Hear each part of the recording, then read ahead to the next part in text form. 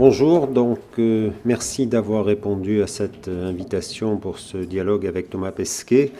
Vous savez, nous allons avoir une année 2016, il reste 4 mois devant nous, qui va être riche en événements puisque nous avons fin septembre l'IAF au Mexique. Ensuite, nous aurons un lancement Galileo avec Ariane 5. Nous aurons la conférence ministérielle de Lucerne et puis nous aurons bien sûr au mois de novembre l'envol de Thomas Pesquet. Pour la France, c'est très important parce que l'aventure des astronautes français, des spationautes comme on dit, a commencé il y a 34 ans, en juillet 82, avec le PVH, le premier vol habité de Jean-Loup Chrétien.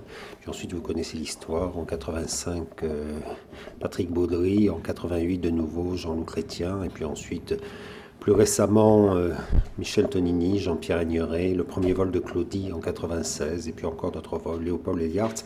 Et là, donc, Thomas va être le 10e Français à aller dans l'espace pour un vol de 6 mois à bord de la station. Nous avons été reçus il y a quelque temps par le président de la République, donc sur l'air de la boutade. Thomas lui a fait remarquer qu'il ne savait pas encore, en fonction de sa date de lancement, s'il redescendrait sur Terre avant ou après l'élection présidentielle. Donc ça, l'avenir nous le dira. La date d'élection est fixée, la date de retour de Thomas ne l'est pas encore, mais bien sûr, avant de revenir, il faut partir. Et donc, rendez-vous en novembre dans la steppe kazakh à Baïkonour pour un nouveau très grand moment. Voilà. On se reverra d'ici là, puisque je l'ai dit, l'actualité va être riche. Et donc, sans plus tarder, je passe la parole à mes collègues qui vont vous donner plus de détails techniques sur la mission Proxima avant d'avoir ce duplex avec Thomas. Une fois encore, bienvenue. J'espère que vous avez passé de bonnes vacances et donc à très bientôt. De nouvelles aventures spatiales. Merci. Bonjour à tous. Donc, je travaille au CANOS. Le CANOS, c'est le centre du CNES qui s'occupe des expériences en microgravité, donc depuis plus de 20 ans. Comme l'a dit Monsieur Le Gall, les vols habités au CNES, c'est pas nouveau. On est impliqué donc, dans le développement et l'exploitation de toutes les expériences nationales qui sont faites au bord de la station, mais aussi on travaille dans un cadre européen. Et au CANOS, on a la responsabilité de l'ensemble, ou de quasiment toutes les expériences de physiologie européennes. Donc, dans le cadre Proxima, comme pour les autres missions avant, quelle que soit la nationalité d'astronaute, on est impliqué et on va suivre une vingtaine d'expériences de physiologie européenne. Je ne vais pas toutes vous les décrire, mais pour en citer deux, parce que ce sont deux grosses expériences et dont Thomas sera le premier sujet. Il y a MARES, qui est un gros instrument qui est dédié à l'étude de l'atrophie musculaire, et puis GRIP, qui est un autre instrument important qui, lui, étudie l'adaptation du système nerveux en microgravité. Donc, dans le cadre Proxima, on doit avoir une vingtaine d'expériences ESA, physiologie. Mais Thomas est un astronaute français, comme vous le savez tous, et dans ce cadre-là, en accord avec l'ESA, on a la possibilité de faire un programme national. Et donc, nous avons choisi de développer 7 expérimentations dédiées au vol Proxima. L'objectif de ces expériences, avant de vous le décrire, globalement, c'est d'optimiser le temps que les astronautes passent à faire la science pour justement qu'ils passent moins de temps et donc qu'ils fassent plus de science. Donc sans rentrer en détail de chaque expérience, donc je vais rapidement vous brosser le portrait de ces 7 expériences. Il y a une expérience qui s'appelle Fluidix tout d'abord, qui est une expérience de sciences de la matière. C'est une petite centrifugeuse dont l'objectif principal, dans un premier temps, c'est de mieux comprendre le phénomène, le comportement des fluides dans les satellites, et donc d'économiser l'ergol des satellites, et donc de pouvoir prolonger les missions des satellites. Une autre expérience qui, elle, est plutôt dans le domaine du support vie, c'est une expérience qui s'appelle ECHO. C'est un échographe. Des échographes dans la station, il y en a déjà, mais l'intérêt, c'est de monter un échographe plus performant, forcément, il est plus récent. Mais surtout, la grosse innovation de cet instrument, c'est de pouvoir réaliser des échographies depuis le sol. Aujourd'hui, les astronautes passent beaucoup de temps en préparation à s'entraîner pour faire des échographies. C'est très consommateur de temps. En plus, lorsqu'ils arrivent dans la station, les organes bougent dans la station, donc ils perdent leurs repères. Donc c'est quand même très difficile à avoir de bons résultats sur tout ce qui est échographie. Là, le gros avantage, c'est que La sonde est motorisée et c'est le scientifique depuis le sol qui va pouvoir faire son échographie. Donc ça, c'est vraiment une innovation qu'on apporte dans la station. Une autre expérience qui s'appelle Everywhere, qui est développée en collaboration avec le MEDES, qui est une filiale du CNES, sur les problèmes de physiologie. C'est un instrument qui va permettre d'acquérir des données, d'optimiser l'acquisition de données scientifiques, de données physiologiques, pardon, donc en utilisant des capteurs de différents types, et d'autre part aussi qui va permettre de faciliter la prise de questionnaires. Une des premières applications de cet instrument, ça va être la collecte de questionnaires basés sur la nutrition. Pour ça, on travaille en collaboration avec le l'EAC, le Centre d'entraînement des astronautes, pour donc optimiser l'acquisition de ces données. On pourra aussi optimiser le suivi médical. Donc là, c'est pas le côté scientifique, mais c'est le côté le suivi médical des astronautes qui va nous intéresser. Enfin, il y a une autre expérience toujours dans le domaine de la science de la vie qui est perspective. Donc là, on va monter un casque de réalité virtuelle. Ça existe déjà, mais là aussi, on augmente les performances de cet instrument. La réalité virtuelle, c'est important, c'est un outil classique qui est utilisé dans la station spatiale pour tout ce qui est étude de neurosciences. Ce qui nous permet de mieux comprendre l'adaptation du cerveau à tous ces phénomènes où il est perturbé sur son environnement et l'équilibre. Donc l'outil neurosciences est un outil classique, la réalité virtuelle pardon, est un outil classique utilisé dans cette thématique. Ensuite, il y a une autre thématique aussi, où on va retrouver deux autres instruments, qui est le support vie. Donc c'est tout ce qui est mis en œuvre pour faire en sorte que les astronautes puissent travailler dans un environnement qui est assez contraint, celui de la station spatiale. Donc là, il y a une première expérience qui s'appelle Aquapad, qui est une expérience qui est dédiée à l'analyse de la potabilité de l'eau. Vous savez que l'eau dans la station, il y a une partie qui est montée régulièrement par les cargos, mais la majorité de l'eau dans la station, c'est recyclée à partir des urines et de tous les fluides qu'on peut récupérer dans la station. Ce sont les Américains qui sont en charge d'analyser l'eau, donc ça existe, ça marche, sauf qu'aujourd'hui, les systèmes utilisés par la NASA prennent en moyenne 2h30. Ce qu'on propose avec le système Aquapad, c'est une nouvelle façon d'analyser l'eau et de réduire ce temps à une demi-heure. Donc les 2 heures gagnées permettront à terme pour les astronautes de faire autre chose et de faire de la science. Et enfin, dans les expériences scientifiques, une autre qui est aussi basée sur le support vie, qui est l'expérience qui s'appelle Matisse. Donc là, ce sont des surfaces innovantes. Donc ces surfaces qui ont la capacité de retenir les bactéries et d'empêcher la prolifération de biofilms. Donc ça, c'est intéressant. Dans la station, il y a des zones qui ne sont pas très accessibles. Les astronautes, comme tout le monde, ils font le ménage. Mais il y a des zones où on ne peut pas bien faire le ménage. Donc potentiellement, on peut avoir le développement de bactéries. En utilisant ces surfaces-là, dans ces zones-là, on empêche les bactéries de se développer. Et là, on voit bien aussi, en termes de... Donc c'est un intérêt, vous l'avez compris, de la station, mais c'est un intérêt aussi sur Terre, pour le grand public. Ce type de technologie, par exemple, pourrait être utilisé dans les hubs de transport, dans les salles d'attente, les boutons d'ascenseur, toutes les zones qui sont fréquentées et qui potentiellement peuvent être pathogènes. Donc, à côté de ces 6 expériences, je suis allé un peu vite et là, orienté plutôt sciences. Comme tous les autres vols, traditionnellement, il y a un volet éducation, parce qu'on a à cœur d'utiliser l'astronaute pour motiver les enfants, les jeunes à des carrières scientifiques. Donc il y a un équipement, une expérience d'éducation qui a été faite, qui a été préparée en collaboration avec 5 établissements répartis à peu près en France, partout en France. Donc rapidement, il y a trois thèmes qui ont été retenus. L'étude des graines en microgravité, l'étude de la croissance cristalline et la croissance enzymatique. Donc ces expériences seront suivies en priorité par ces 5 établissements, mais on développe aussi toute une série de kits sol pour permettre d'impliquer la majorité des établissements scolaires en France, mais aussi en Europe. Et enfin, avec ce kit d'expérience dite éducation, on va monter aussi une caméra 360. Vous savez que traditionnellement, les astronautes font des films pour présenter au grand public comment on vit dans la station, etc. L'idée, là, c'est d'utiliser une caméra 360 pour avoir quelque chose d'un peu plus immersif et un peu plus original sur la présentation de la vie dans la station. Donc voilà, entre les expériences dédiées CNES et les expériences, des vingtaines d'expériences scientifiques de physiologie de l'ESA, je pense qu'on va être bien occupé pendant les 6 vols pendant les 6 mois de vol de Thomas. Voilà. Donc maintenant, je vais passer la parole à Franck Dewin, qui est responsable de l'EAC, qui est le centre d'entraînement des astronautes à Cologne. Bonjour Jules, bonjour Sébastien, bonjour tout le monde, bienvenue. D'abord un grand merci pour aussi avoir invité l'ESA ici à participer dans cette conférence de presse sur Proxima. Naturellement à l'ESA, l'Agence spatiale européenne, on se réjouit aussi de ce vol.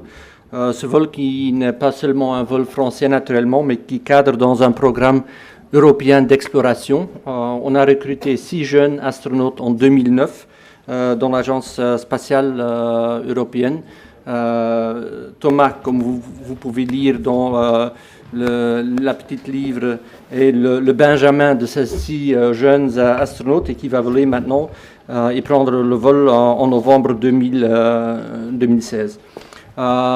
Ça a été précédé par Tim Peake de UK. Paolo Nespoli va le suivre tout de suite après en Italie. Et en 2018 encore, on va avoir Alexander Gerst qui va repartir encore une fois dans l'espace.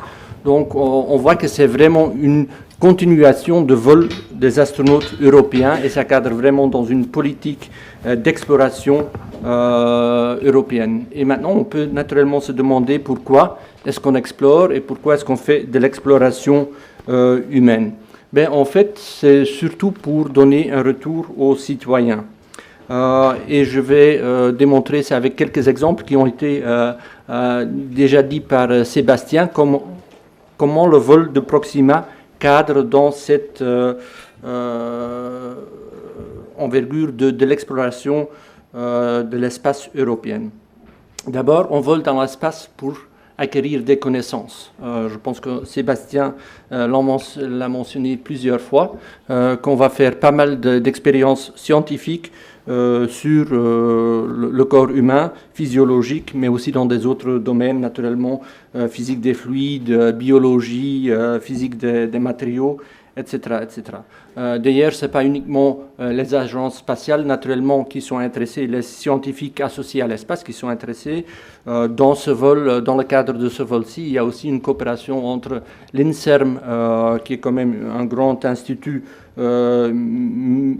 médical biologique, je pense, en France, si on peut le dire comme ça, les CNES et l'ESA sur les expériences de physiologie que Sébastien a mentionné. On vole aussi dans l'espace et on fait aussi de l'exploration pour l'innovation. Parce qu'effectivement, avec les connaissances, on doit faire quelque chose. Et ces connaissances, on peut les utiliser pour innover. Et l'innovation, naturellement, ça fait directement des produits qui peuvent servir aux citoyens. Parce que les connaissances, c'est bien pour les scientifiques, mais les citoyens, ils bénéficient naturellement beaucoup mieux de l'innovation qui en sort. Et là aussi, par exemple, l'échographe est typiquement un exemple d'innovation pour que les médecins dans des domaines ou dans des régions où il n'y a pas tout de suite un accès d'un médecin qualifié, où on pourra utiliser ce type de technologie. La même chose pour Everywhere. On a une population, par exemple, qui devient de plus en plus âgée. Naturellement, les soins médicaux associés à tout ça vont continuer à croître, donc, et le coût aussi de tout ça. Donc, trouver des instruments, des capteurs, des logiciels innovatifs qui peuvent nous aider à faire une suivi de notre population âgée moins coûteuse et plus performante, et naturellement une innovation qui est liée directement au bien-être du citoyen. On vole aussi dans l'espace pour la coopération internationale. On sait tous aujourd'hui que la situation dans le monde, c'est pas facile. Effectivement, entre les États-Unis, l'Europe et la Russie, peut-être les relations ne sont pas au meilleur niveau qu'ils ont été eus dans les 10 ou 20 années qui sont passées nous. Par contre, on voit que Thomas il va partir avec un commandant russe et avec un autre astronaute européen à partir de Baïkonour, Kazakhstan. Et donc notre programme de la station spatiale internationale continue et est un facteur stabilisant dans le monde actuel. Et donc on veut certainement aussi dans le futur continuer dans cette coopération internationale pour explorer plus lointain, pour aller de nouveau vers la Lune, pour aller vers Mars ou dans des autres destinations. Et puis finalement, de nouveau, c'est lié au vol de Thomas, c'est l'inspiration. On a certainement en Europe besoin de beaucoup de jeunes qui s'investissent dans la science et dans la technologie.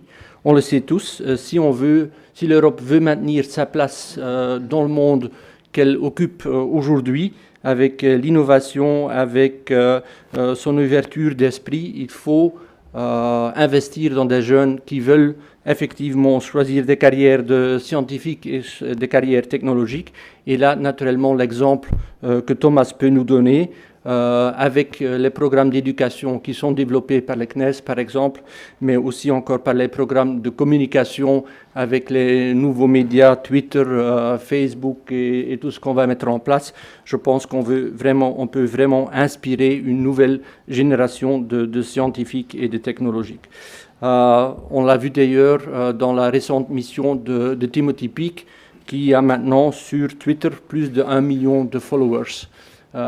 Et surtout des jeunes gens, des jeunes enfants. Et donc, c'est quand même très important aussi, c'est quand même très important aussi, dans ces temps qui sont un peu troublants, de donner des messages positifs et des messages qui regardent avec des yeux optimistes vers le futur. Et là, je pense aussi que la mission de Thomas peut certainement, en France, y contribuer. Voilà, ça fait un peu le tour de mon intervention de l'ESA, pourquoi cette mission est importante pour l'ESA, mais pas uniquement cette mission-là, pourquoi elle cadre dans une politique plus globale d'exploration de l'Europe. Merci beaucoup. Merci Franck Devine. Thomas, this is another sound check from Jules here at CNES in Paris. How do you hear me? Jules, Thomas from Houston, I read you 5 by 5. How me? Très bien, je suis au CNES, au siège du CNES ici à Paris. Bienvenue. Eh ben, merci beaucoup et bonjour à tous. Nous sommes en compagnie de journalistes qui sont venus et qui ont hâte de te poser leurs questions. Donc on va commencer tout de suite ici devant avec Madame Chapelle. Bonjour Thomas, Christine Chapelle, TF1. Je voudrais savoir si vous avez déjà votre planning sur ce que vous allez faire là-haut, et notamment est-ce que les expériences scientifiques que vous allez faire, et est-ce que vous allez avoir des sorties extravéhiculaires? Bonjour Christine, mon planning, oui je l'ai, il a beaucoup changé ces derniers temps pour revenir un peu à la case départ. On décollera bien le 15 novembre 2016 de Baïkonour au Kazakhstan. On avait parlé de décoller le 6, d'avancer un peu la date de départ. Finalement, pour plusieurs raisons, c'est revenu le 15. Donc, changez rien dans vos agendas. Ensuite, rendez-vous en 6 heures avec la station spatiale. Donc, on s'arrimera le même jour, ou du moins la même nuit, puisque ce sera un décollage de nuit. Retour sur Terre en mai 2017. 180 jours de mission à bord. On a un programme très chargé, comme d'habitude, mais peut-être encore plus que d'habitude. On a pour l'instant sur le plan 4 sorties extravéhiculaires pendant les 6 mois. 2 pour aller changer les batteries du côté bâbord, en fait, du côté gauche de la station spatiale. On a 8 différents circuits électriques, donc on va changer les batteries pour 2 d'entre eux. Donc ça donnera lieu à 2 sorties extravéhiculaires aux alentours du mois de décembre, janvier. Ensuite, on a un véhicule ravitailleur de SpaceX Cargo qui nous amène des équipements qui nous amèneront aussi à effectuer 2 sorties extravéhiculaires. Et ça, ce sera plutôt aux alentours du mois d'avril. Donc on devrait être assez occupé avec ça. Beaucoup de cargo ravitailleurs. On sera la première expédition, si tout reste prévu comme ça l'est en ce moment, à recevoir tous les types de cargo ravitailleurs. On aura donc le véhicule HTV japonais, le Dragon de SpaceX, le Cygnus d'Orbital Science et le Progress russe, qui devraient tous venir s'arrimer à la station spatiale pendant notre tour à bord. Et le programme scientifique, eh ben oui, maintenant il est de plus en plus raffiné. Je termine les dernières manipulations ici à la NASA. J'ai 2 semaines à l'Agence spatiale européenne ensuite au mois de septembre qui vont me permettre vraiment surtout de me consacrer au programme européen. On a 55 expériences à peu près dans un peu tous les domaines, matériaux, physique, médecine beaucoup, physiologie, dont la plupart vont être contrôlés depuis le CADMOS en France. Donc tout ça se met en place, c'est une espèce de symphonie avec beaucoup de joueurs dans l'orchestre, mais au fur et à mesure qu'on s'approche de la date de la grande première, tout ça se fiche, se sédimente un petit peu, et puis je pense qu'on aura une très belle mission. Bonjour, Sophie Jousselin de RTL. Bonjour Thomas. Au jour d'aujourd'hui, à 2 mois et demi du départ, vous êtes totalement zen ou vous avez quand même un petit peu d'inquiétude, une boule au ventre avant de décoller? Bonjour, non, on n'est pas... Je dis on parce que c'est pas que moi, c'est tout mon équipage. Je ne vais pas partir tout seul, mais non, on est plutôt zen. Je pense pas que c'est qu'on soit spécialement courageux, spécialement fou, mais c'est parce qu'on s'entraîne depuis très longtemps. Moi, j'ai été sélectionné par l'Agence spatiale européenne en 2009. J'ai été désigné sur la mission en 2014, donc ça fait longtemps que je m'entraîne pour ce départ dans l'espace. On a répété toutes les procédures, on a essayé de se préparer à toutes les éventualités. Et puis ça donne une certaine confiance. Ça dédramatise un petit peu. Ce qui fait peur, c'est ce qu'on ne connaît pas. Si on ne sait pas à quoi on s'expose, là évidemment, c'est un peu inquiétant, mais nous, on a appris par cœur ce à quoi on s'expose. On a appris par cœur notre rôle, et puis ce qu'il faudra faire, les procédures, les réactions. Donc non, ça fait pas tellement peur que ça. Je pense qu'il y a aussi énormément de gens qui sont impliqués dans cette mission. Dans toutes les missions habitées, ce n'est pas seulement les astronautes, il y a des milliers de personnes qui bossent à l'Agence spatiale européenne, au CNES, à la NASA, tous les partenaires internationaux qui font en sorte que ça soit aussi sûr que possible. Donc toutes ces personnes-là, elles s'interposent un peu entre le danger et nous, c'est un peu notre bouclier, du moins c'est comme ça que je le vois. Donc ça donne, encore une fois, ça donne encore un peu plus confiance. Non, je pense que c'est aussi un petit peu virtuel tout ça, un décollage de fusée. Moi, j'en ai vu en tant que spectateur, mais j'ai jamais eu l'occasion d'en vivre un par moi-même. Pour l'instant, je m'entraîne uniquement en simulateur, donc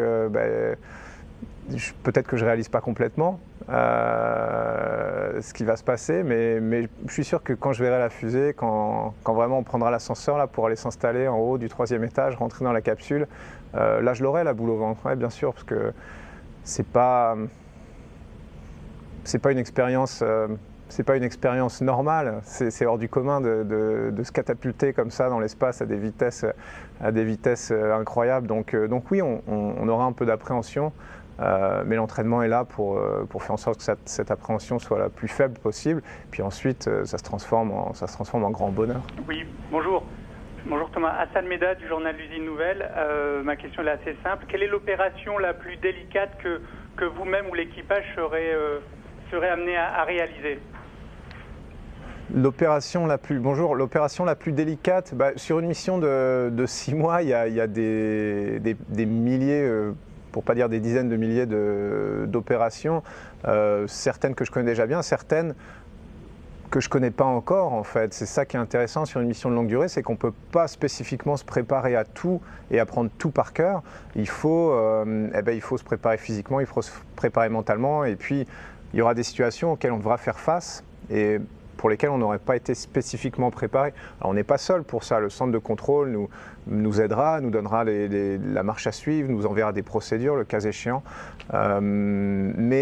Typiquement, j'ai des collègues astronautes qui m'ont dit, bah oui, moi sur un vol de 6 mois, il y a 50% des choses sur lesquelles j'étais préparé, et 50% des choses sur lesquelles je n'étais pas forcément préparé ou pas complètement préparé, mais c'était pas grave parce qu'on était aidé par le centre de contrôle.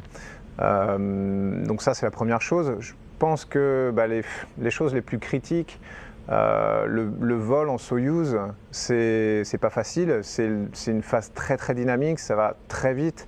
C'est la phase la plus dangereuse tout simplement, on prend énormément de vitesse, énormément de hauteur, énormément d'énergie en très peu de temps. Donc il faut être capable de réagir rapidement. Une fois qu'on est dans la station, on a un peu plus de temps. Mais dans le Soyouz, si on a une panne grave, c'est comme dans un avion, c'est comme dans ma vie de pilote. de ligne, la vie d'avant, et ben, il faut savoir réagir rapidement. Ça, c'est un peu critique, c'est pour ça que c'est là-dessus qu'on passe le plus de temps en simulateur, hein, sur la montée, l'insertion en orbite, le rendez-vous, l'arrimage, la redescente, la rentrée atmosphérique. Ça, c'est des choses que j'ai répétées extrêmement souvent depuis 2014. Donc je pense à ça, je pense aux sorties extravéhiculaires. Dès qu'on sort de la station, bah, évidemment on s'expose à plus de risques, hein. Ce scaphandre, c'est notre vaisseau spatial autonome, mais il n'a pas le confort de la station, il n'a pas les réserves de la station spatiale, donc c'est un peu comme un bathyscaphe là, tout au fond de la mer. On est tout seul dans un mini sous-marin, on est très très loin de toute source de secours. Donc ça c'est difficile aussi. Je pense que si jamais il y avait une grosse panne à l'extérieur de la station et qu'il fallait sortir un peu en urgence pour réparer une panne qu'on n'aurait pas vraiment prévue, à laquelle on ne serait pas préparé, il faudrait faire face à ça. Ça, ce serait difficile. Voilà, c'est des choses comme ça. À bord de la station, il peut se passer des situations d'urgence à l'intérieur de la station. Ce serait le feu, ce serait la dépressurisation, ce serait quelque chose de toxique qui se répand dans l'atmosphère. Mais ça, encore une fois, on s'y est préparé tellement de fois que c'est pas si inquiétant que ça, et puis les probabilités sont quand même extrêmement faibles. Donc je pense que vraiment ce qu'il y a de plus critique, c'est de réussir son vol en Soyouz, la rentrée atmosphérique, surtout en mode dégradé, mode manuel, et puis une sortie extravéhiculaire pour réparer quelque chose de pas prévu, où il y aura un petit peu d'improvisation. Ben là, ce serait, je pense, de loin les situations les plus difficiles.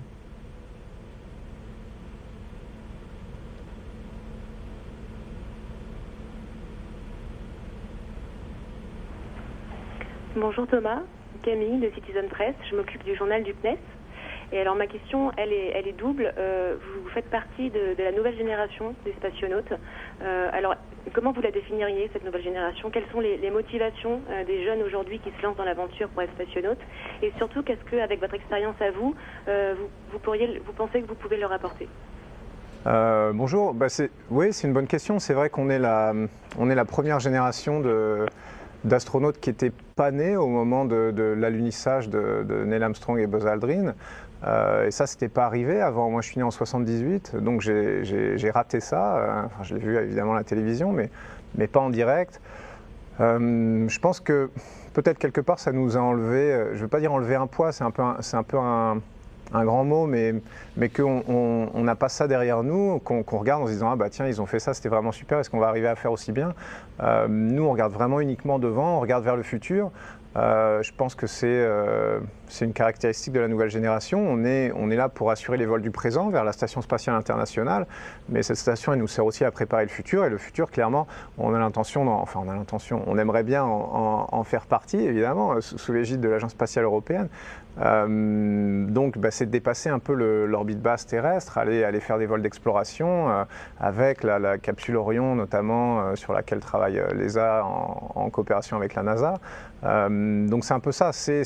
Moi je trouve que cette génération elle est tournée vers le futur, elle est prête à répondre à tous les besoins qu'on aura en exploration spatiale. On espère qu'ils seront nombreux. Je me dis que c'est aussi une génération qui a à cœur de beaucoup communiquer sur le métier. Et ça, c'est pas une question de caractère, mais c'est peut-être plutôt une question de moyens. Nous, on vit à l'époque d'Internet. On a à cœur de partager cette expérience-là. Moi, je me rappelle toujours quand j'étais enfant, j'avais une certaine frustration parce que il y avait peu de choses à se mettre sous la dent. Quand on était fan de l'espace, il y avait de temps en temps la télévision, un magazine spécialisé une fois par mois, et puis c'était tout. Aujourd'hui, nous, on met des photos sur Twitter, on essaie de partager ça sur Facebook, Instagram, on essaie de tenir un blog. Alors, c'est pas toujours facile parce qu'évidemment, on a quand même les contraintes de l'entraînement qui font qu'on n'a pas tout le temps qu'on aimerait avoir pour ces activités-là. Mais néanmoins, on met tous un point d'honneur à partager cette expérience avec le plus grand nombre, et puis on espère que ça va intéresser les gens et qu'on va un peu les emmener avec nous. Donc je pense que les deux caractéristiques, c'est vraiment ça. C'est tourner vers le futur et puis essayer de partager cette expérience avec le plus grand nombre. Mais à part ça, il n'y a pas tellement de différence. Il y a aussi des choses qui sont très similaires. on a des profils un peu d'explorateurs. Je retrouve ça dans les collègues un peu plus âgés, aussi bien que dans les gens de ma promotion, des gens techniques, des gens qui aiment un peu l'aventure. Donc beaucoup de points communs et puis ces deux petites différences, je dirais.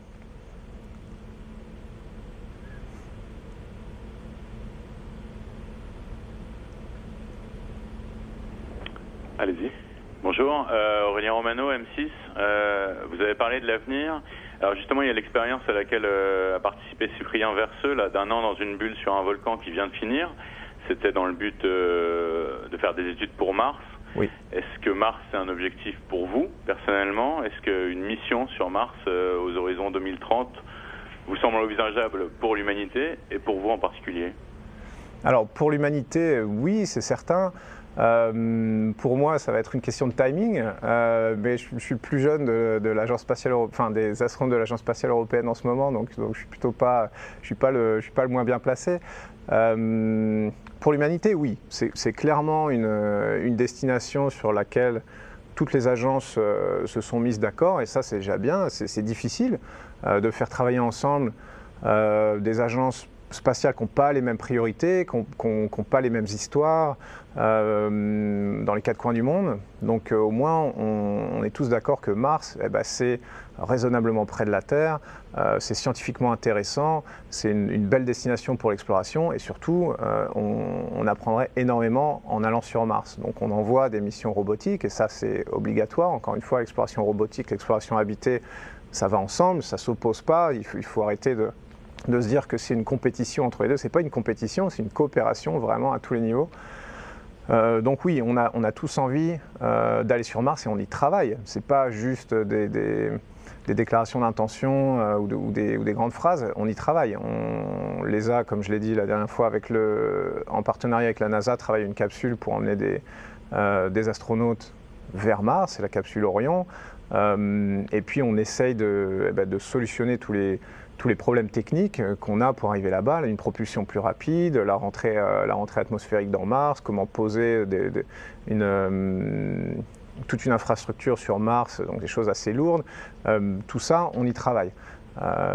Ensuite, pour moi, personnellement, si on dit 2030, moi en 2030 j'aurai la cinquantaine, donc oui, non, c'est bien, c'est l'âge un peu expérimenté, je pourrais être commandant de cette mission-là.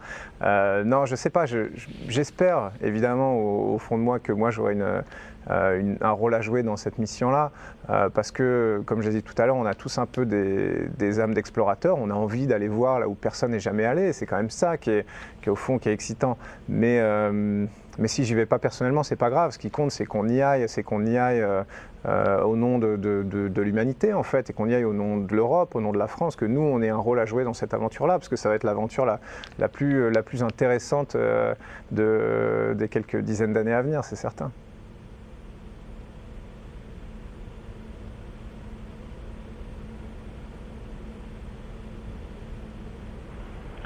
Bonjour, Marc Chemazy, le Parisien. J'aurais voulu revenir sur la préparation physique et mentale. Est-ce que vous pouvez expliquer pour le grand public en quoi ça consiste précisément de se préparer à une mission telle que celle-là?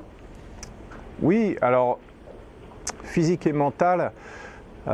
Physiquement, il y a vraiment 2 objectifs. Le premier, c'est de résister aux phases très dynamiques, donc les accélérations du décollage et de l'atterrissage. On est soumis au décollage, si tout va bien, jusqu'à 4G, donc c'est pas trop méchant.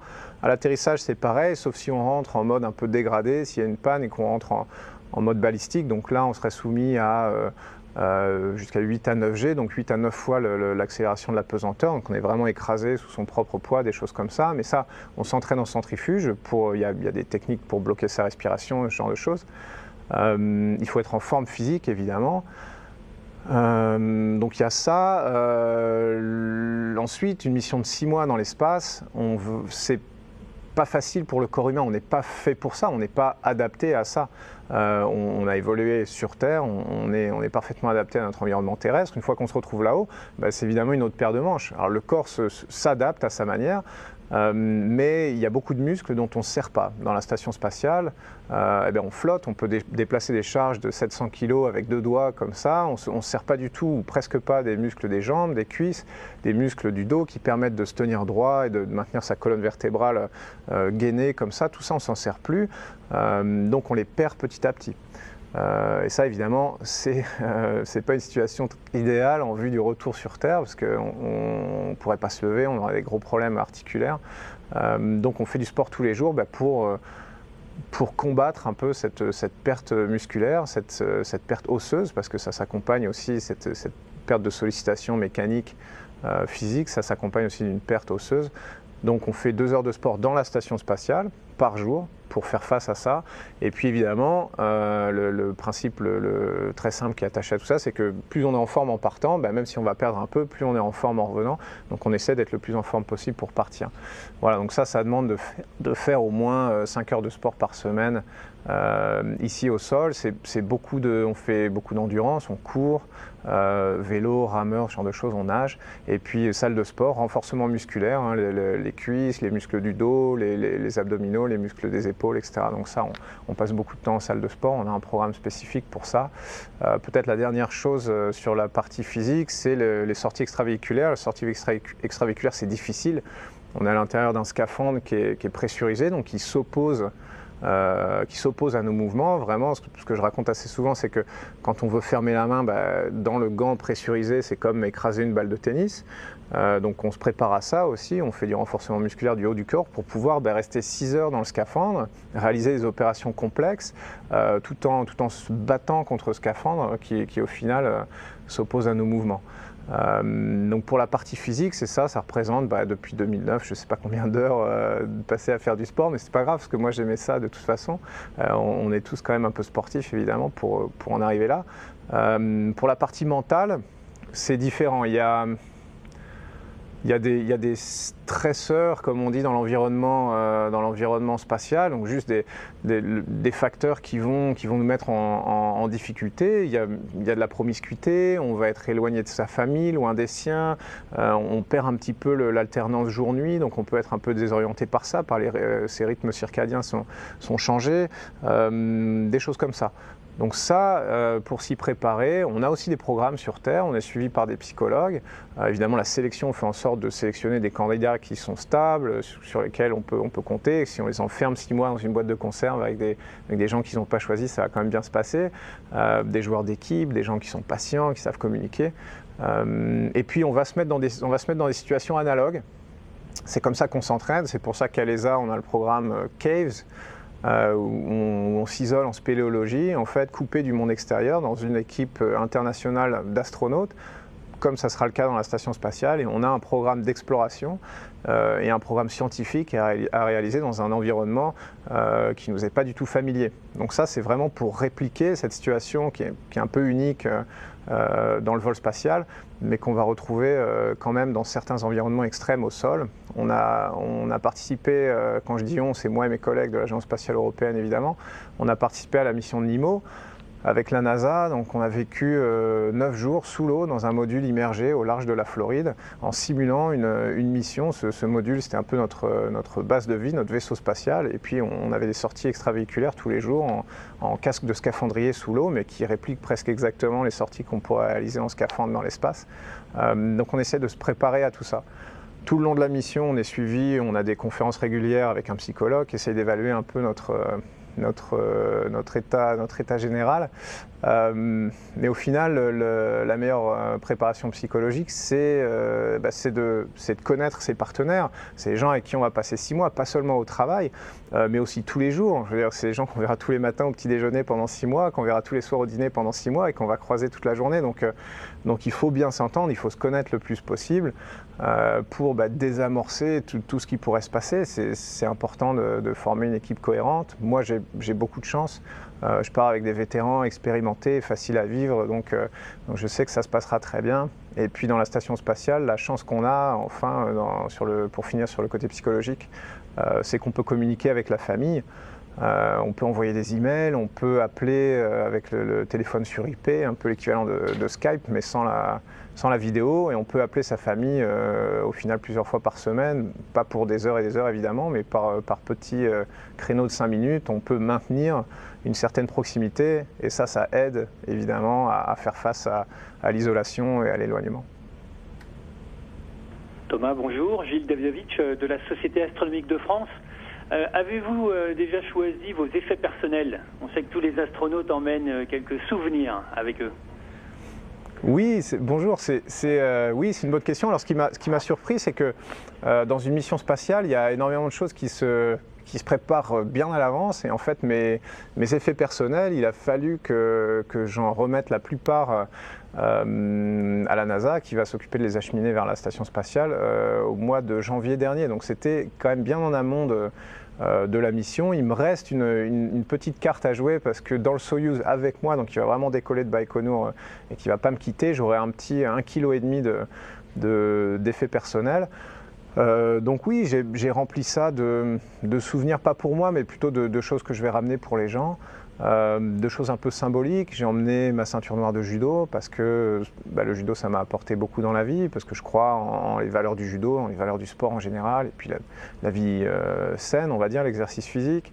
J'ai emmené des cadeaux, la montre de mon frère qui est la même montre que les astronautes américains avaient sur les missions Apollo vers la Lune dans les années 70, qui date de l'année de sa naissance. Puis j'ai amené des petits symboles, des livres, des choses que je vais ramener, des cadeaux. J'ai évidemment emmené des patchs de la mission. J'ai fait faire des petites pièces, souvenirs qui sont numérotées et que je vais pouvoir donner aux gens qui ont joué un rôle dans cette mission. Parce que moi, c'est pas tellement important que je ramène des choses de là-haut, parce que moi, j'aurai des images plein les yeux, plein la tête, qui vont me rester pendant longtemps, j'imagine. Mais j'essaie de me servir de cette possibilité-là pour faire des petits clins d'œil une fois que je serai là-haut, pour faire des petits cadeaux quand je redescends. Mais évidemment, je ne peux pas tout vous dire parce que sinon, ça va gâcher pas mal de surprises. Bonjour Thomas, Marc Hervez, Magazine Society. De tous les enseignements et entraînements intensifs que vous avez reçus, lequel fut le plus pénible à ingurgiter ou à effectuer? Et pourquoi? Est-ce que c'est l'apprentissage du russe? Est-ce que c'est le stage de survie dans le froid? Et pourquoi? Ou autre? Oui, c'est une bonne question. Vous avez presque déjà donné la réponse.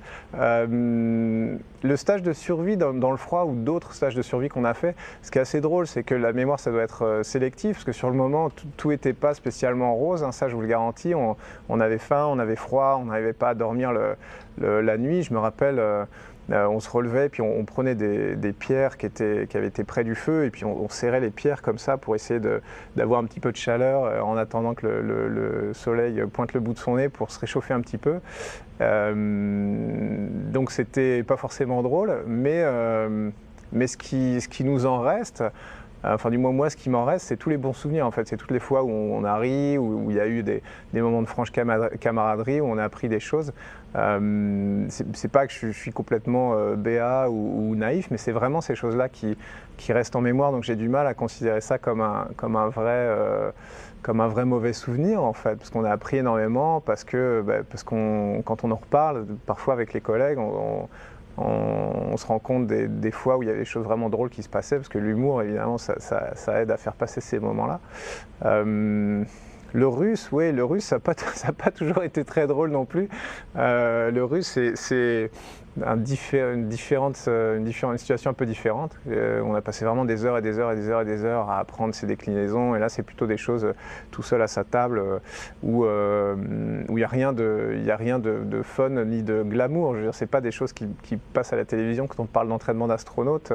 On voit pas un gars en train de répéter ses déclinaisons dans sa petite chambre d'étudiant le soir à l'Institut de langue étrangère appliquée, mais pourtant c'est ce qu'on a fait, c'est ce qui nous a occupé pendant 3 mois entiers de l'entraînement initial, c'est-à-dire c'était peut-être la plus grosse partie de tout l'entraînement initial.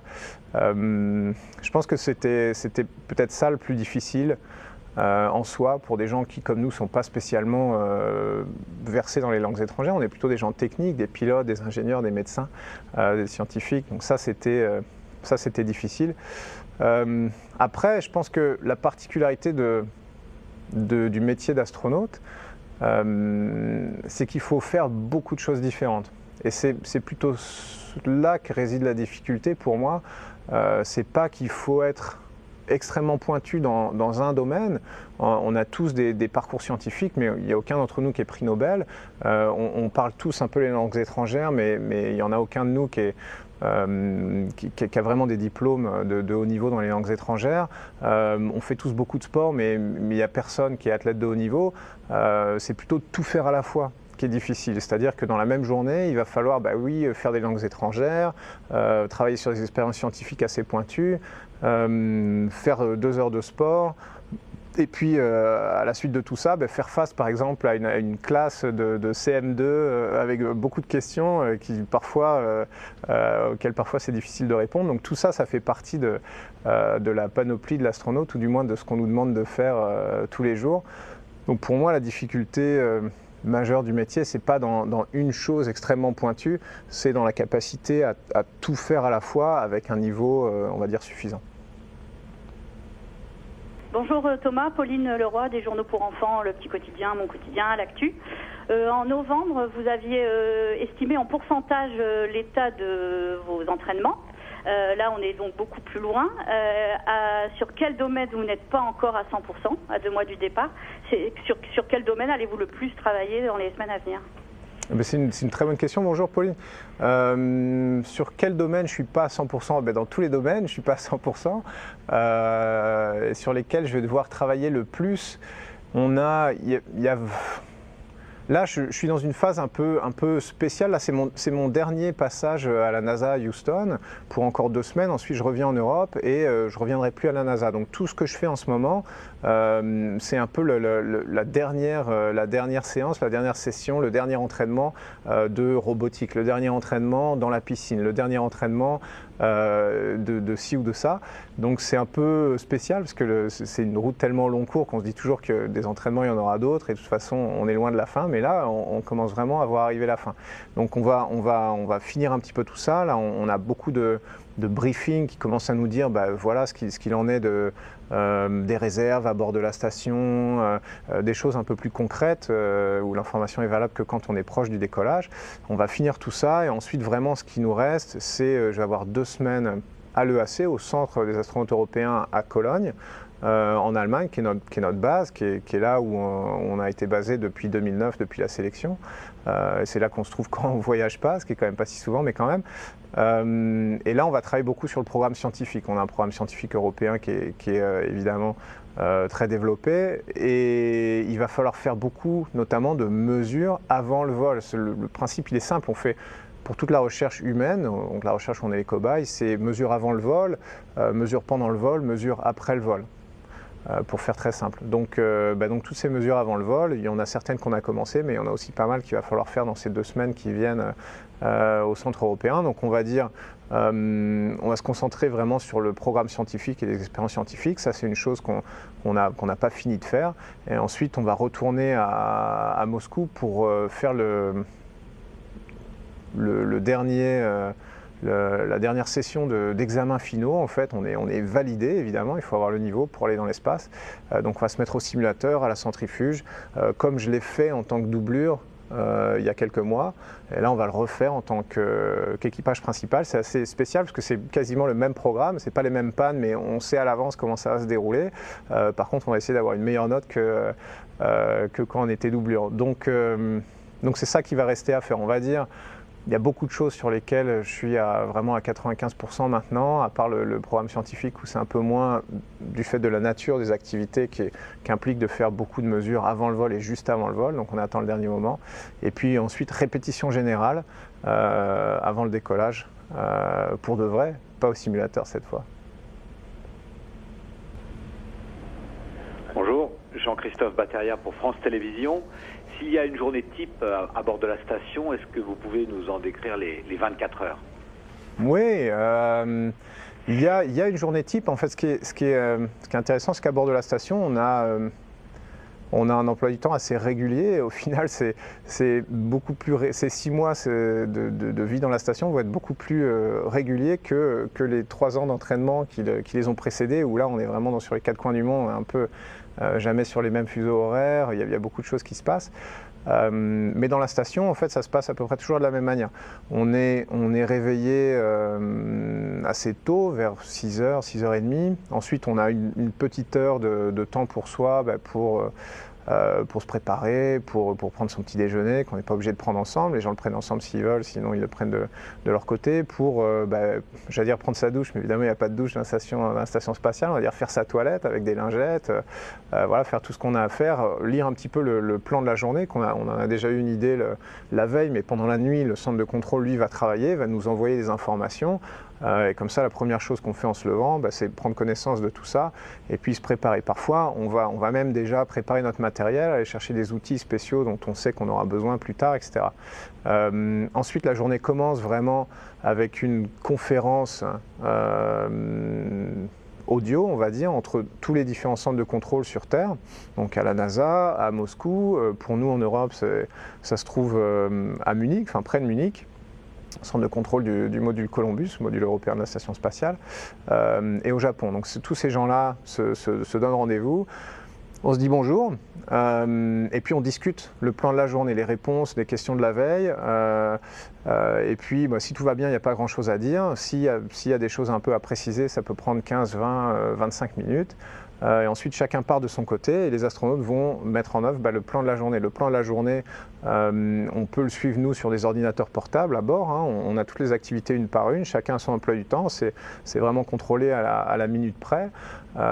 Et puis, on va aller comme ça sur une journée normale, faire à peu près 50% du temps, ça va être de la recherche. On va travailler sur des expériences, notamment dans le laboratoire Columbus où on fait toutes les expériences de physiologie. Moi, je sais que je vais y passer beaucoup de temps.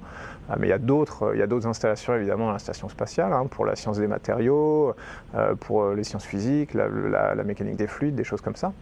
À peu près 50% du temps, donc, on va travailler sur des expériences. Le midi, petit break où on ne mange pas forcément ensemble, chacun attrape l'équivalent spatial d'un sandwich et puis retourne au travail. Et puis l'après-midi, on va dire, alors le matin, l'après-midi, ça peut changer évidemment, mais 50% du temps, ça va être logistique ou maintenance. On va aller tester par exemple le circuit d'eau, réparer quelque chose qui est en panne, transférer du cargo qui vient d'arriver et qu'on doit mettre à un endroit différent dans la station pour le stockage. Voilà, donc il y a énormément de logistique et de maintenance à faire dans la station spatiale. Le soir, on va finir par 2 heures de sport, 2 heures, 2 heures et demie de sport, et ça va consister d'abord en la partie cardio. Donc on a un tapis roulant, on a 2 tapis roulants, un côté russe, un côté USOS, c'est-à-dire américain occidental. On a un vélo d'appartement et puis on a une machine ensuite de musculation sur laquelle on passe tous les jours.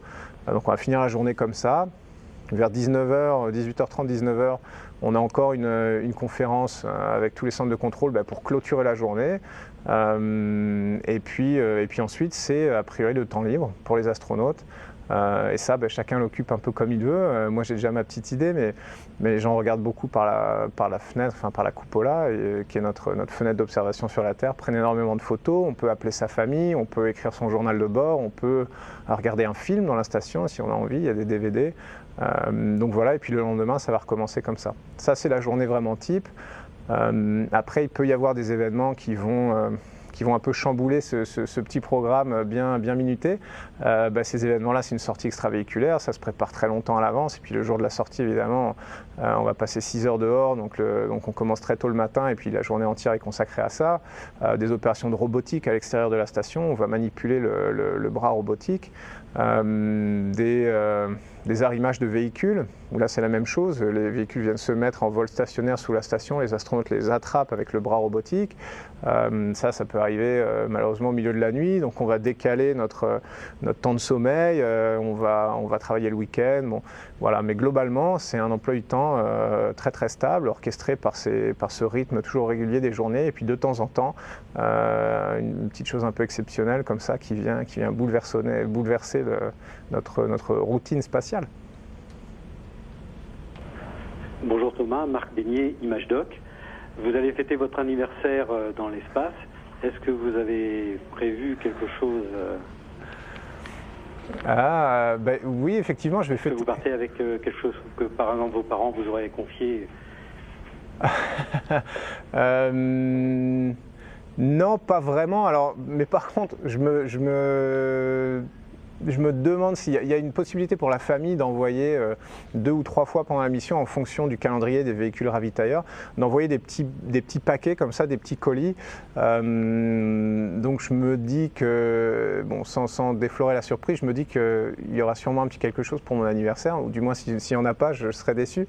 Mais moi, j'ai rien emmené pour moi. Par contre, ce sera aussi l'anniversaire de Peggy Whitson, qui sera la commandante de la station, donc qui part avec nous depuis Baïkonour.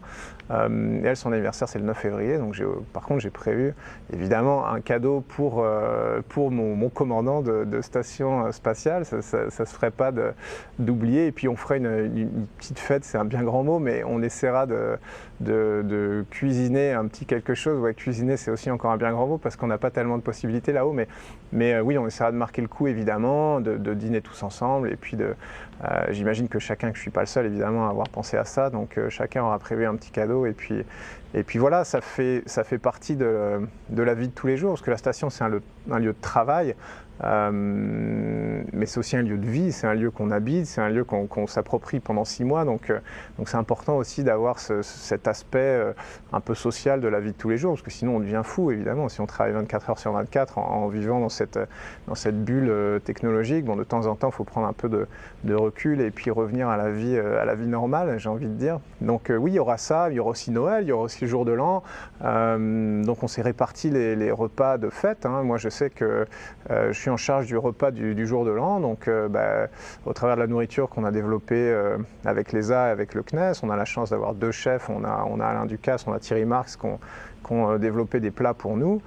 Donc je sais que moi j'ai puisé dans cette source-là pour préparer, ou du moins pour prévoir le repas du jour de l'an. Je sais que Peggy est en charge du repas de Noël. Voilà, donc on a déjà prévu de se recréer une petite famille en fait là-haut. C'est un peu bête à dire, mais c'est comme ça que ça marche. On sera pendant 6 mois une espèce de petite famille en autonomie au-dessus de la Terre. Ça, c'est drôle.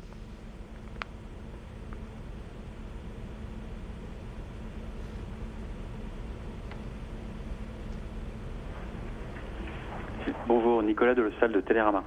3 petites questions. Est-ce que vous pouvez nous parler de votre saxophone? Est-ce que vous l'emmenez ou pas? Deuxièmement, est-ce que vous avez fait une procuration pour voter pour les présidentielles? Et troisièmement, on a beaucoup parlé d'expérience scientifique. Est-ce que vous pouvez nous parler de l'expérience culturelle que vous allez mener, le télescope intérieur? Oui. Oui, bien sûr. Alors, 3 bonnes questions. Okay, si j'oublie de répondre à une des 3, vous me la rappelez.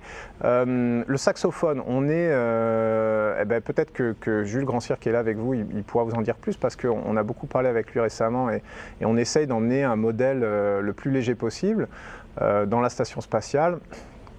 Pour encore une fois, pour avoir autre chose à faire que du travail. C'est pas que j'aime pas travailler, j'aime beaucoup travailler, mais j'ai tendance justement un petit peu trop travailler. Et puis sur une mission de longue durée, on ne peut pas travailler 24/24. Les astronautes ont essayé au début, et puis ça s'est mal passé, parce qu'au bout d'un mois et demi, si on dort pas ou si on fait rien d'autre que travailler, il faut savoir faire un petit peu un break. Donc ce saxophone, il a des bonnes chances de partir. C'est pas encore complètement décidé, mais j'espère, oui, parce que comme ça le dimanche ça me fera une activité en plus que faire des photos, regarder des films, et écrire un journal de bord, ou appeler ma famille, parce qu'au final il n'y a quand même pas énormément de variantes dans la station spatiale, mais je pense que la musique ça ajouterait un petit plus. Ça me permet de rebondir sur votre 3e question, qui est celle du télescope intérieur. Moi j'aime bien cette activité-là. Moi j'ai rien d'un artiste, on est malheureusement pas des artistes de formation. Certains d'entre nous ont une sensibilité artistique. Il y a des musiciens, il y a des gens qui aiment écrire, qui aiment lire, il y a des gens qui se lancent, il y a des astronautes qui se sont lancés dans l'art après leur carrière aux États-Unis. Mais c'est quand même pas la norme. Donc moi j'aime bien ouvrir la porte aussi à des profils qui ne sont pas uniquement technique, uniquement scientifique ou voire militaire, parce que on dit toujours un peu, de manière un peu pompeuse que voilà, on est les ambassadeurs de l'humanité dans l'espace et puis qu'on va aller poser le pied là où personne ne l'a jamais posé, mais ça c'est très bien, mais si on veut faire ça, il faut, moi je trouve, être un peu représentatif de tout le monde, donc c'est important qu'on ait 50% de femmes, 50% d'hommes, entre autres, c'est important qu'on représente aussi des gens qui n'ont pas d'affinité avec la technique, avec les sciences, parce qu'il faut tout pour faire un monde et puis parce que ces gens-là sont importants. Donc moi, je vais trouver un peu de temps dans l'emploi du temps le dimanche pour participer à cette performance, c'est peut-être un bien grand mot, mais sous l'égide du CNES, on a décidé de coopérer avec un artiste et puis d'avoir une œuvre qui serait pensée pour l'impesanteur, en fait, quelque chose qui existerait uniquement en impesanteur. Parce que souvent, ce qu'on fait, c'est qu'on emmène dans la station spatiale des choses qui ont été développées sur Terre ou qui sont pensées pour la Terre et qui sont adaptées à l'impesanteur. Mais l'environnement spatial nous offre des possibilités avec lesquelles on n'a pas l'habitude de réfléchir sur Terre. Et ça, c'est le cas de cette œuvre-là. Elle peut exister, cette œuvre-là, qu'en impesanteur. Alors, encore une fois, je veux pas tout raconter non plus, parce qu'il faut en garder un peu pour le jour où vraiment on passera à l'action, j'ai envie de dire. Mais dans d'autres domaines, c'est pareil. Moi, j'ai réfléchi à des jeux ou des sports qui seraient possibles qu'en utilisant ces trois dimensions. Et puis, le fait que les choses flottent, on ne réfléchit pas comme ça sur Terre. Si c'est un jeu de billard sur Terre ou un jeu de, je sais pas, n'importe quoi, c'est pensé vraiment avec la gravité, parce que c'est le seul paramètre qui a toujours été présent depuis la nuit des temps sur Terre. Tout le reste, ça change. La température, la pression, les compositions gazeuses, l'éclairage, tout ça, ça change. La gravité, ça ne change pas et ça n'a jamais changé. C'est d'ailleurs pour ça que c'est intéressant d'aller dans la station spatiale, parce que ça permet de s'affranchir de ce paramètre qui est le paramètre le plus constant sur Terre. Et là, je reparle un peu d'expérience scientifique, mais qui masque beaucoup d'autres choses. Donc ça, c'est le fondement de notre démarche scientifique, mais je trouve que c'est intéressant d'utiliser ça aussi comme fondement d'une démarche un peu artistique. C'est un premier pas, c'est pas grand-chose, mais plus on va dans l'espace, plus on va y rester longtemps, plus la porte va s'ouvrir, je pense, à ce genre de démarche, et puis peut-être à des profils qui seront moins scientifiques, moins techniques, et un peu plus peut-être des journalistes un jour. Qui sait, il va falloir la raconter, cette histoire de l'exploration spatiale. Donc pourquoi pas un envoyé spécial dans une mission d'exploration, je ne sais pas, peut-être c'est quelque chose d'envisageable un jour. Et je crois que je n'ai pas répondu à votre deuxième question, que j'ai oubliée d'ailleurs, parce que j'ai beaucoup trop parlé.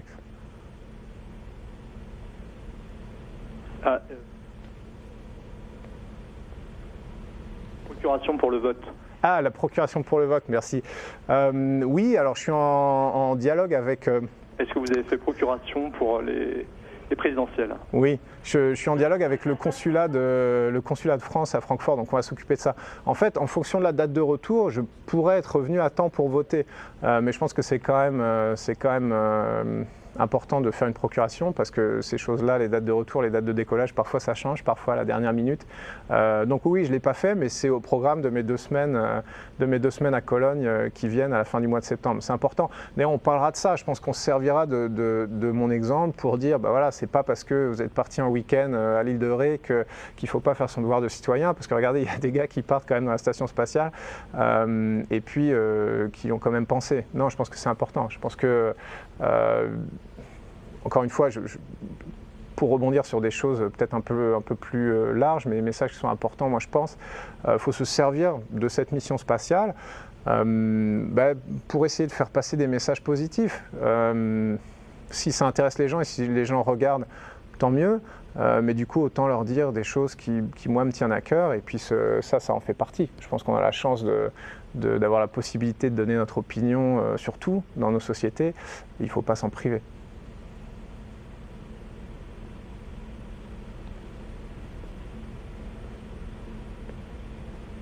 Bonjour Thomas, donc moi je suis Mathieu Rocher pour le journal Le Mickey.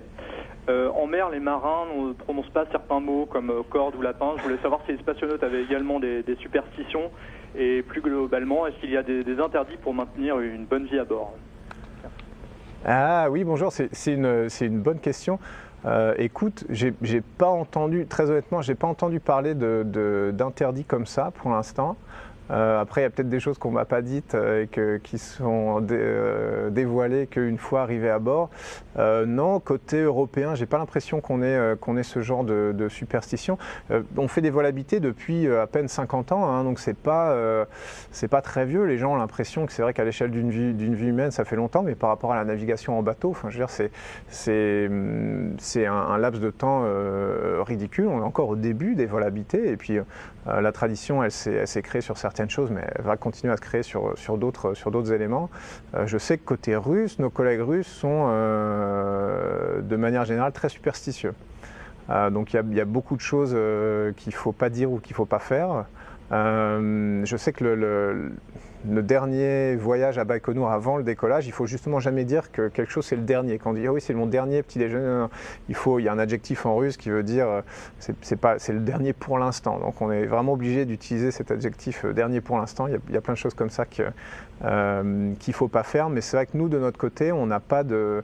en plus moi je ne suis pas superstitieux par nature, mais on n'a pas, ou du moins j'ai pas connaissance de superstition comme ça.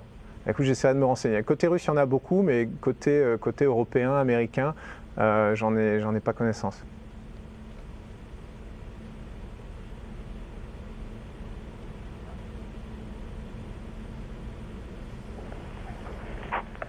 Bonjour, Thomas Dubois pour le quotidien Paris-Normandie. Vous nous aviez déclaré il y a quelques mois que vous n'aviez pas vraiment de héros hormis votre père. Je voulais savoir dans quelle mesure votre environnement familial avait joué aujourd'hui dans votre vocation, dans votre métier.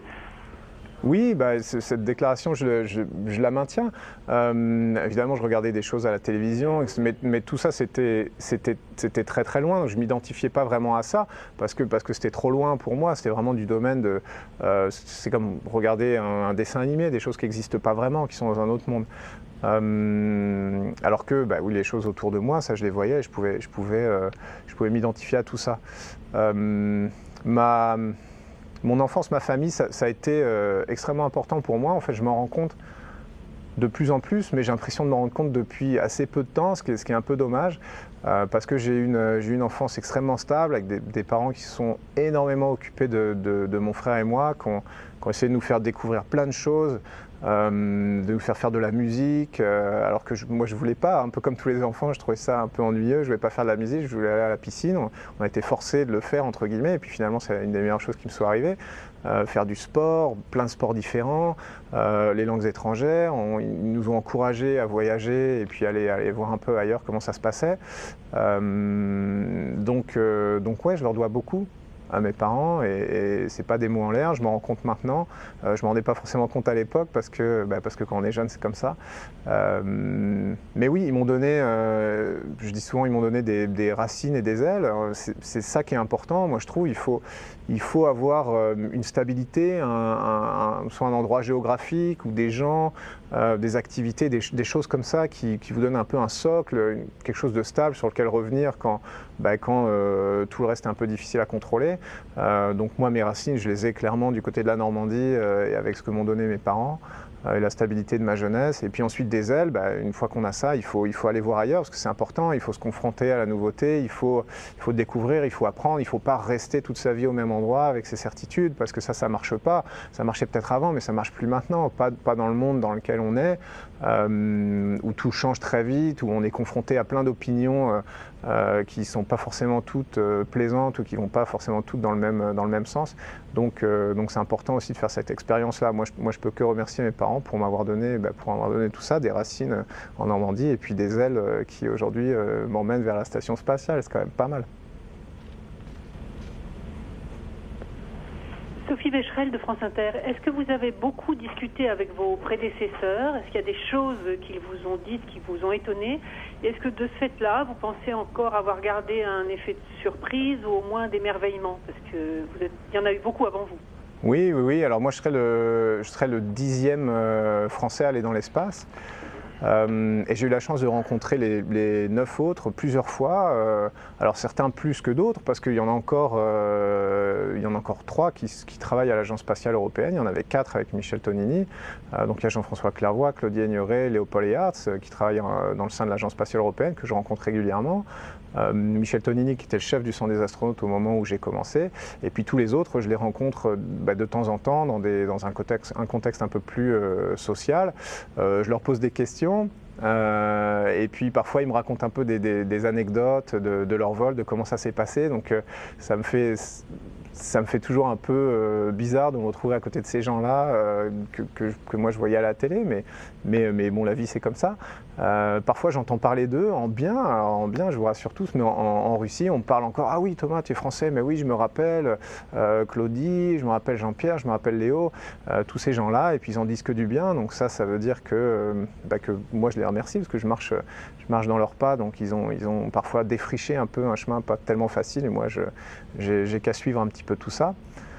Non, est-ce qu'il y a un sens d'émerveillement encore? Ben oui, parce que tout ça, encore une fois, c'est les choses dont on parle, c'est les choses dont on voit dans les livres, c'est les choses qu'on voit dans les livres, c'est les choses que je vois au simulateur, mais j'y suis pas allé en vrai, et ça fait quand même une grosse différence. Donc je suis, j'imagine, une des personnes maintenant qui sait le plus de choses sur ce que c'est d'être astronaute, mais j'y suis pas allé. Donc je peux en parler de manière théorique, mais ça, aller dans l'espace, c'est quelque chose qui se ressent. Je pense que flotter comme ça dans la station, voir la Terre de haut, et puis se rendre compte de la fragilité de tout ça, de la beauté de la Terre, ça se ressent. C'est pas une expérience intellectuelle, c'est une expérience vraiment sentimentale. Donc le côté intellectuel, on peut l'avoir autant qu'on veut. Tant qu'on n'a pas l'expérience vraiment physique, sentimentale d'être dans la station, ça marche pas. Donc oui, moi je sais que je serais émerveillé en arrivant, parce que j'ai vu mes collègues, des gars qui sont comme moi, des gars avec qui on s'est entraîné depuis le début, depuis 2009, qui en arrivant dans la station avaient les larmes aux yeux, parce que c'était le rêve d'une vie, parce que c'était énormément de travail qui arrivait enfin à une espèce d'aboutissement ce jour-là, parce que c'était vraiment trop beau de voir la Terre comme ça vue du haut. Donc non, ce côté-là, c'est sûr que je l'aurai, j'en suis certain.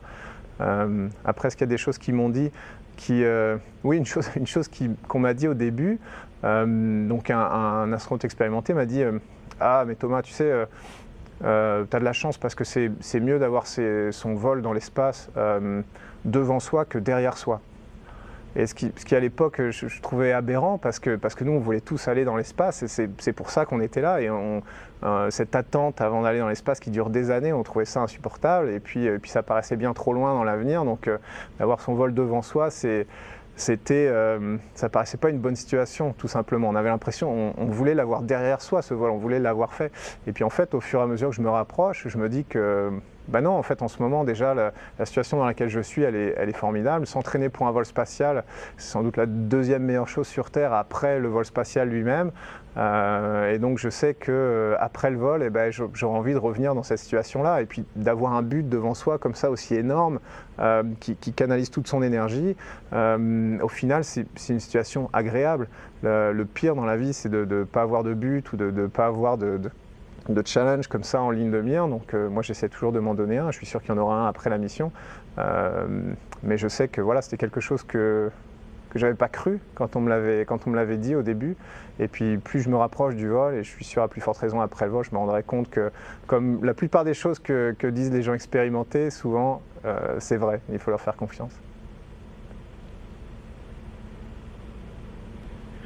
Il nous reste 3 petites minutes, Thomas, pour une dernière question, allez-y. Bonjour Thomas, Juliette Demet du journal du dimanche. Quand je vous avais interviewé, vous m'aviez raconté que votre credo, ce qui avait un peu guidé votre vie, c'était je fais de mon mieux, et si ça rate, c'est pas grave, j'aurais fait de mon mieux. Ouais. Là, si ça rate, ça peut être un peu dangereux. Est-ce que c'est quelque chose auquel vous allez penser au moment de monter dans la fusée? Est-ce que cette pensée de peut-être que je reviendrai jamais ici, ça peut vous traverser? Ok, pas très léger comme dernière question. Oui, voilà. on va finir sur une note un peu dramatique. Alors, non, mais c'est une bonne question. Oui, c'est vrai que moi, c'est comme ça que j'essaie d'aborder beaucoup de beaucoup d'activités. Quand on fait quelque chose de nouveau, on ne sait pas si on va savoir bien le faire, si on va être bon, si on ne va pas être bon, si on va réussir, si on ne va pas réussir, on ne sait pas. Mais du moment qu'on fait de son mieux, la plupart du temps, ça se passe bien. Et puis si jamais ça ne se passe pas bien, on n'a rien à se reprocher. Ça, c'est important. Je pense que l'attitude dans le programme spatial, qui est un programme immense, enfin, vous l'avez tous compris, il y a des gens partout dans le monde qui travaillent à ça pour envoyer 6 gars dans l'espace, où on est vraiment la pointe de l'épée, la pointe de la lance, mais c'est vraiment une énorme lance qui est répartie un peu partout sur Terre. Donc l'attitude qu'on peut avoir, il ne faut pas se mettre la pression, mais il faut dire, ça ne ratera pas à cause de moi. Ça peut rater, évidemment, tout peut rater, et puis personne n'est parfait, et surtout un programme aussi complexe, parfois il y a des choses qui tombent en panne, parfois, mais ça ne ratera pas à cause de moi.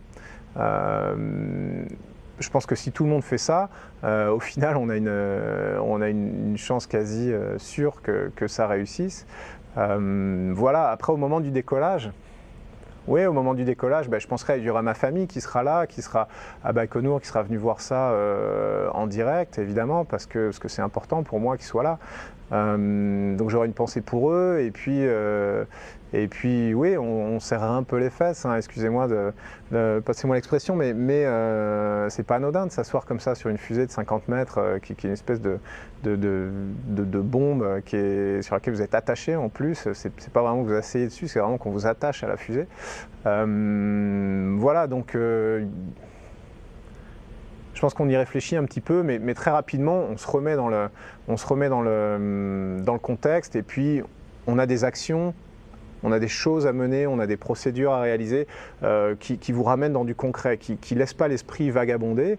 Et c'est ça aussi qui est bien dans l'entraînement, c'est qu'on se concentre sur tout ça, on retrouve un environnement connu, et du coup on fait abstraction un peu de tout le reste. C'est la même chose dans un cockpit d'avion, hein. On connaît tellement tout ça par cœur qu'on arrive à se concentrer sur les actions à réaliser, et puis quand on a une panne en avion, que l'avion prend feu, les pilotes ne sont pas là en train de penser « oh là là, est-ce que j'ai souscrit une police d'assurance » ou alors « j'espère que les gens derrière vont pas m'en vouloir trop ». Non, ils ont vraiment des actions très concrètes à faire pour faire face à la situation, et ça, quelque part, ça rend ce contexte-là plus facile. Donc je pense que nous, ce sera la même chose. On va penser un petit peu au contexte, à ce qui pourrait se passer, à ce que tout ça veut dire, et puis très rapidement, on va se remettre dans notre bulle technique qui va nous accompagner jusqu'à l'arrimage à la station spatiale, au moment où on va ouvrir la porte, le sas, et puis qu'on va voir des visages amis qui vont nous accueillir, et là, on pourra dire « ça y est, on l'a fait ».